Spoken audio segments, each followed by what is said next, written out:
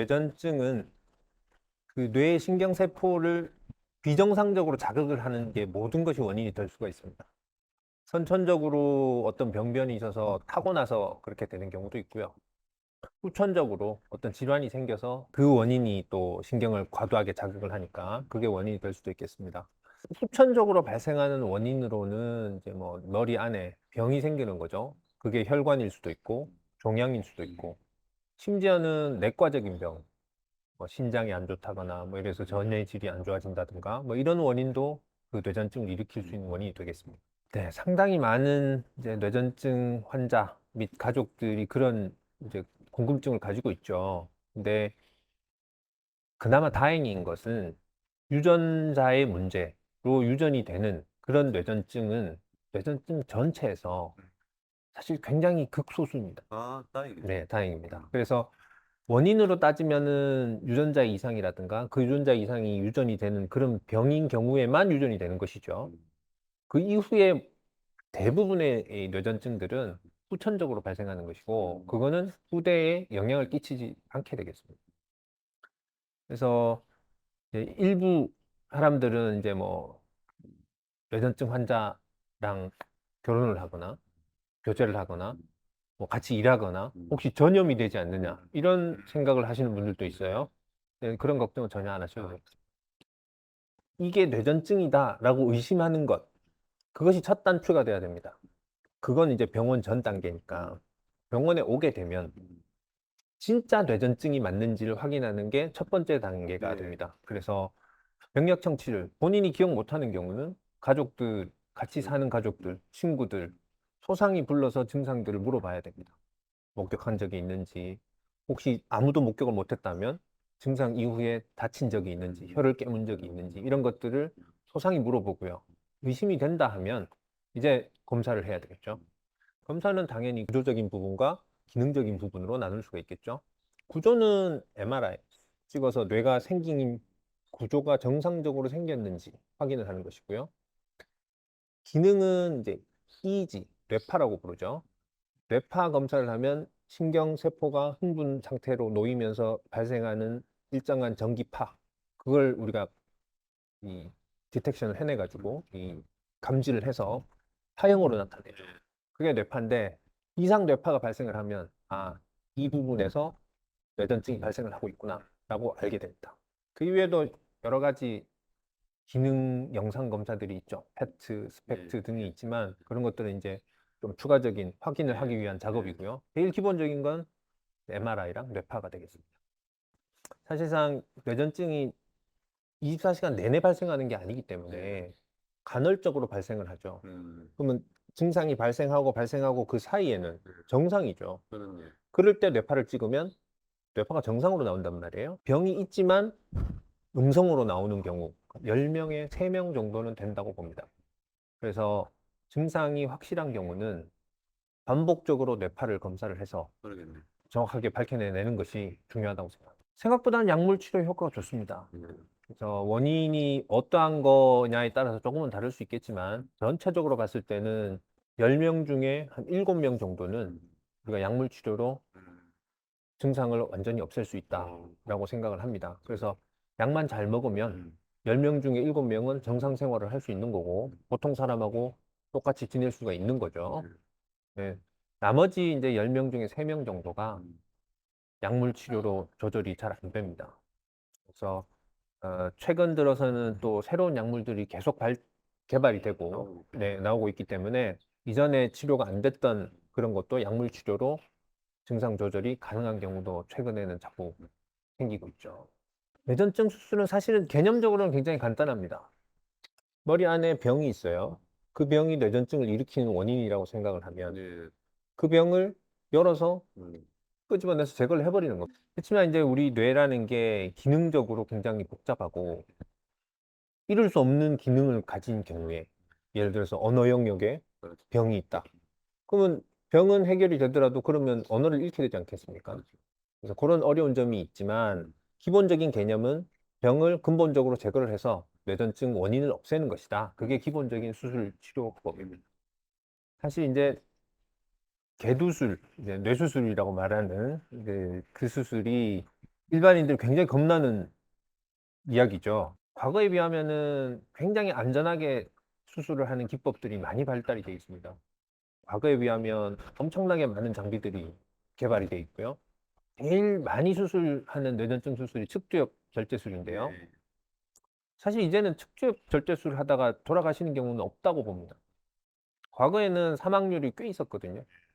하지만 최근에 측두엽 절제술하고 사망했다, 이런 보고는 거의 없습니다. 그만큼 수술 테크닉이 발달하고 장비가 발달하고 그만큼 경험들이 있는 거죠. 모든 수술을 다 그렇게 얘기할 수는 없지만 제일 많이 하는 수술이 그 정도니까 다른 수술을 복잡한 수술, 큰 수술을 한다 하더라도 겨우 한 1%에서 뭐 길게 높게 봐도 4% 정도, 그 정도의 위험을 생각을 하는 거죠. 그건 일반적으로 생각하는 이제 머리를 다쳐서 출혈을 제거한다든가 뭐 이런 일반적인 개도술이랑 비교해 봤을 때 결코 높은 수치가 아닙니다. 굉장히 안전하게 할 수 있는 수술 중에 하나입니다. 그렇죠. 사망률. 네. 사망률. 그리고 이제 4%까지 본다 하면 사망률이랑 일부 합병증이 발생할 수 있는 원인까지 합쳐서 네, 그렇게 얘기를 하는 거죠. 뇌전증 수술이라는 하나의 그 타이틀로 모든 수술을 다 설명할 수는 또 없죠. 그 중에서 이제 뭐 우리가 아까 말씀드렸던 측두엽 절제술이라든가 이런 건 아까 사망률이 거의 없다고 말씀드렸잖아요. 근데 이제 뭐 방부 절제술이라든가 훨씬 더 큰 수술이니까 이제 그렇게 되면 위험료는 조금 더 올라가는 거고요. 전체적인 평균 수치가 그렇다는 얘기고요. 각각의 수술법은 환자마다 좀 재단이 필요하니까 그 재단된 수술에 따라서 위험률과 합병증률을 생각을 해야 되겠습니다. 네, 그 뇌전증은 아까 말씀드렸듯이 신경망 질환이기 때문에 신경망이 어디가 이상이 생겼는지를 발견해내는 것, 그것이 제일 중요한 개념입니다. 그래서 그걸 알려면 사실은 뇌전증이 발생하는 그 연결고리를 찾아야 되거든요. 그러려면 이제 어쩔 수 없이 그 뇌에다가 전극을 심어서 그 뇌파를 보고 어떤 고리가 잘못됐다라는 걸 우리가 찾아내게 됩니다. 그걸 우리가 말하는 이제 스테레오 이지, 3차원 뇌파라고 보시면 됩니다. 그런 걸 하려면 전극을 뇌에다가 일부, 많게는 뭐 많게는 수십 개까지 전극을 꼽습니다. 그런 수술을 하려면 굉장히 많은 시간과 노력이 필요합니다. 로보트가 도입이 되게 되면 아주 손쉽게 빠른 시간 내에 전극을 삽입을 할 수가 있게 됩니다. 그러면 그 빠르고 간편하게 그리고 안전하게 꽂을 수 있기 때문에 그 스테레오 EEG를 통해서 우리가 신경망의 이상을 발견해내는 거죠. 그럼 그 원인을 밝혔으니까 우리가 그 다음 치료를 어떻게 하겠다는 계획을 세울 수 있게 되는 거죠. 그 이외에도 이제 우리가 절제 수술, 원인을 제거하는 뇌전증 수술을 못하는 경우에 신경 조절 장치를 넣죠.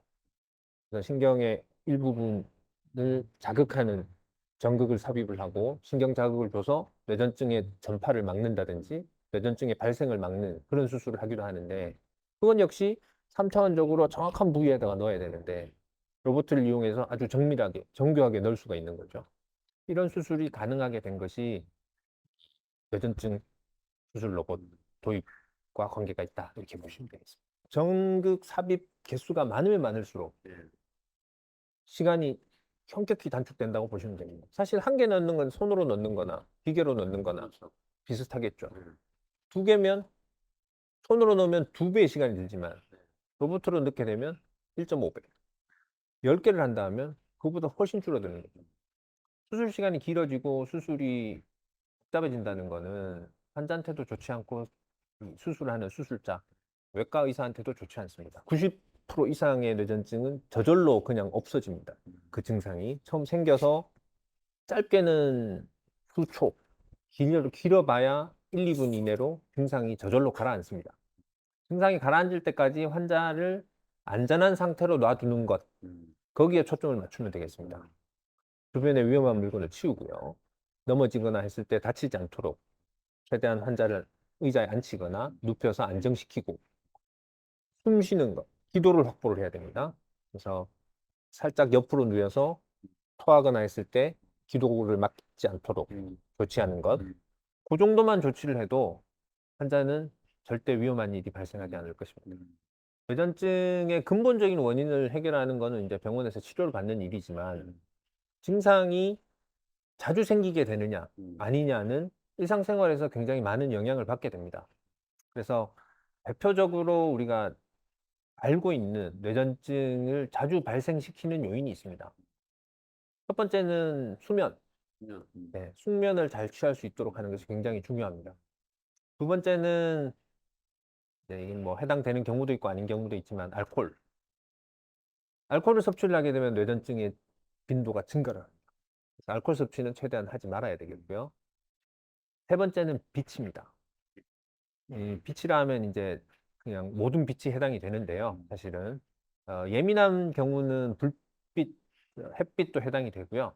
그거보다는 과도한 빛이 이제 문제가 되는데 우리가 흔히 좀 강렬한 빛 흔히 말하는 게임, 예. 컴퓨터 게임 같은 장시간의 이 현란한 불빛에 노출이 되면 뇌전증이 발생을 할 위험이 높아집니다.